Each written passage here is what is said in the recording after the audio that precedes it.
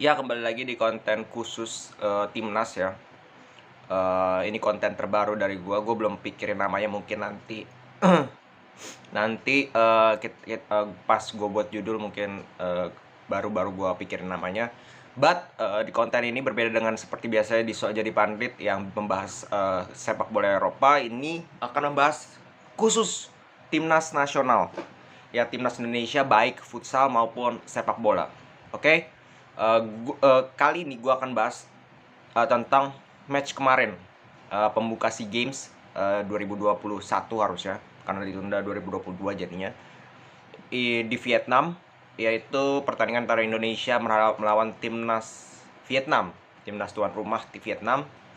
Eh, Memang kita tahu bahwa eh, pertandingan pertama itu, ya apalagi turnamen-turnamen seperti ini, itu bukan hanya di Asia, ASEAN, maupun di ya, bukan hanya di Asia tapi di Eropa pun, Piala Eropa, Piala Dunia, itu seringkali match pertama itu untuk tim-tim yang bermain di match pertama itu selalu mengalami kesulitan.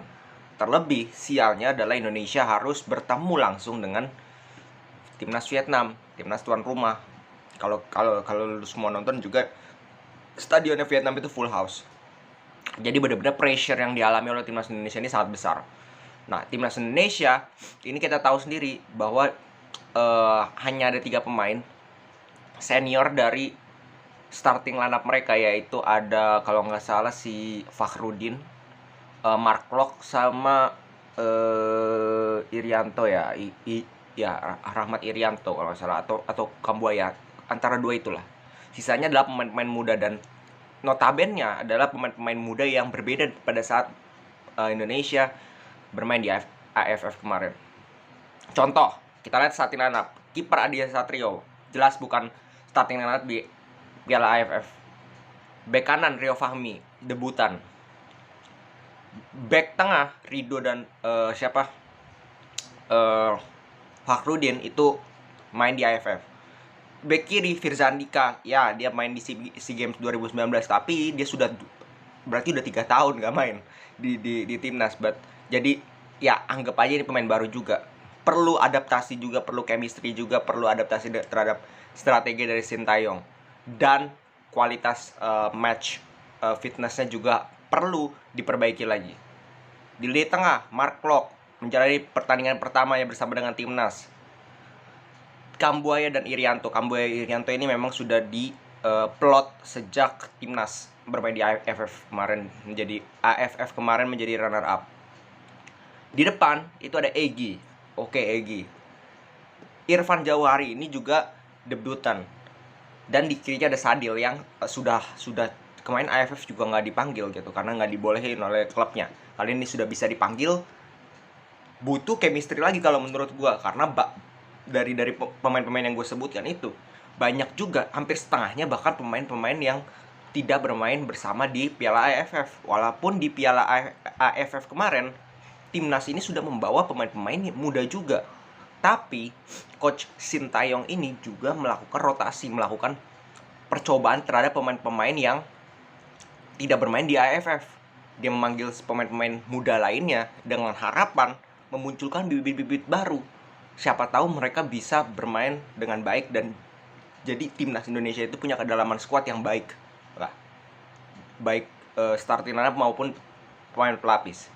Witan ada di cadangan, ada beberapa pemain, Syahrian Abimanyu lah ada di cadangan, terus ada Ronaldo Kuate, Marcelino Ferdinand, itu pemain yang kemarin dibawa di AFF walaupun bermain sebagai pemain pelapis. Nah, jalan pertandingan seperti apa? Kalau kita lihat memang kelihatan Vietnam ini sudah sudah merupakan tim yang kompak. Mereka bermain dengan sangat baik, mereka bermain sangat tenang. Memang di babak pertama mereka kesulitan, ya. Mungkin karena nervous, kembali lagi karena gue bilang ini pertandingan pertama, pertandingan yang sulit bukan hanya untuk Indonesia, tetapi biasanya untuk tim tuan rumah pun mereka akan kesulitan. Tapi di babak kedua mereka bisa kembali, bisa menemukan ritme mereka, ya mereka bisa bermain tenang. Gol kedua itu kan gol yang sangat sangat tenang lah, menunjukkan kerja sama mereka, 1-2 sentuhan, bukan dengan skill individu, bukan dengan gocek-gocek. Tapi timnas Indonesia ini kembali lagi menunjukkan bahwa mereka kesulitan untuk bekerja sama. Bukan soal mental, karena ya pemain muda melawan pemain muda. Istilahnya Vietnam juga banyak pemain muda, jadi mental itu menurut gua nggak dibutuhkan. Apalagi ini match pertama di grup, artinya ya belum saatnya untuk menggunakan mental. Mental nantilah di knockout baru kita lihat mental best. But ini first match gitu, masih banyak match. Nanti grup Indonesia juga nggak berat gitu. Grup Indonesia juga ya grup Indonesia itu cuma ada Indonesia, Vietnam, Myanmar, Filipina, Timor Leste. Nyaris cuman kalau menurut gua kan Thailand itu dengan Vietnam itu yang tim di ASEAN yang berada levelnya di atas Indonesia, sisanya itu berada di bawah, seperti mau Myanmar, mau Filipina, mau Timor Leste. Jadi menurut gua kesempatan itu masih ada bagi Indonesia untuk lolos ke semifinal. Jadi kalian itu nggak usah, ya mungkin ini bisa menjadi pelajaran untuk Sintayong bahwa pemain-pemain ini memang notabene banyak pemain debutan juga yang belum, mungkin saja masih kagok di pertandingan pertama. Tapi lawan tim-tim nanti itu bisa dijadikan ajang untuk mereka mencari kepercayaan diri, karena lawan tim-tim nanti kemungkinan di Indonesia akan menguasai dan bisa memenangkan pertandingan. Nah, itu saat-saat itulah yang harus dimanfaatkan untuk mengasah pemain-pemain muda ini untuk bisa bermain nantinya di semifinal melawan tim yang lebih berat. Kalau Indonesia sebagai runner-up, kemungkinan mereka akan bertemu dengan Thailand. Jadi ini bukan lawan yang kecek-kecek. Kembali lagi seperti yang gue katakan, Thailand ini juga berada di levelnya di atas Indonesia. Jadi mereka harus memanfaatkan sisa pertandingan, 3 pertandingan, untuk bisa semaksimal mungkin mereka bermain, senyaman mungkin mereka bermain, se-enjoy mungkin mereka memanfaatkan peluang.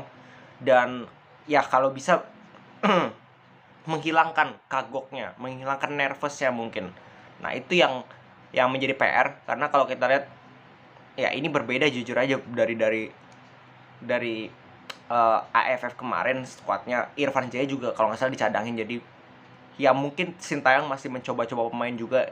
Nggak ada masalah juga untuk Sintayong, karena dia pun sulit untuk menemukan, terutama porosnya yang seperti dia bilang, yaitu di striker ini sulit timnas Indonesia untuk menemukan. Dan dia mencoba mengandalkan Irfan Jauhari, ini pemain Persija di musim kemarin. Jadi apakah dia it's a good striker? Mungkin iya, masih berkembang, tapi untuk dikatakan striker yang tajam juga belum terbukti juga, harus dibuktikan lagi gitu untuk oleh Irfan Jauhari. Jadi ya kita tunggu aja kelanjutan dari timnas Indonesia di SEA Games ya. Kita sebagai supporter juga harus bisa mengkritik timnas kita jika memang perlu dilakukan kritik, tapi juga jangan berlebihan, jangan menghina pemain individu lah, jangan menghina personal pemain, pelatih dan sebagainya. Kita harus tetap mendukung, karena tanpa dukungan kita, tanpa dukungan supporter Indonesia, ya timnas Indonesia juga akan kesulitan untuk bisa melaju lebih jauh.